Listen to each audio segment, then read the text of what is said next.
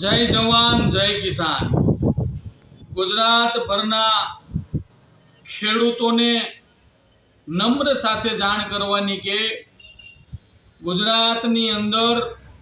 પવનચક્કીવાળા, વીજ તારવાળા, વીજ લાઇનવાળા તેમજ રોડ વિભાગ હોય, પાણીની મહાકાય પાઇપલાઇન વિભાગવાળા હોય, જેની અંદર ખેડૂતોની મોટા ભાગની જમીન સંપાદન કર્યા વગર, ખેડૂતોની મંજૂરી વિના,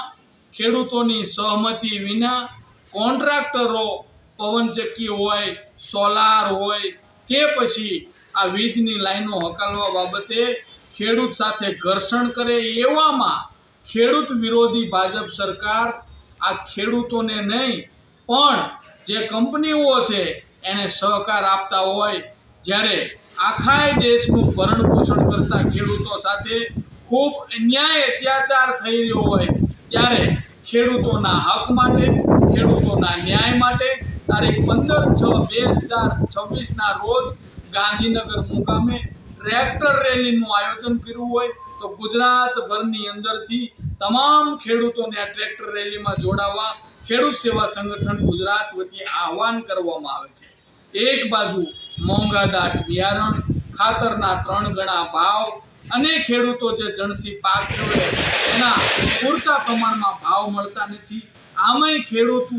ખૂબ દુઃખી હોય, એવામાં ખેડૂતોની જમીન ઉપર જેમ પેશકદમી કરતા હોય, એની ઉપર મોટી વીજની લાઈનો હકાલતા હોય, ખેડૂતના દીકરાને માર મારવામાં આવતો હોય, ખેડૂતની બહેનોને માર મારવામાં આવતો હોય, ત્યારે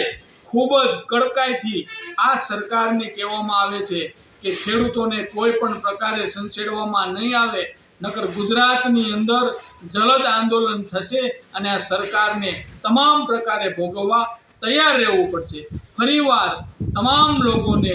આ 15/6/2026ના રોજ ગાંધીનગર મુકામે ખેડૂત રેલીની અંદર, કિસાન રેલી, ટ્રેક્ટર રેલીની અંદર પધારવા આહવાન કરવામાં આવે છે। જય હિન્દ, જય ભારત, જય જવાન, જય કિસાન।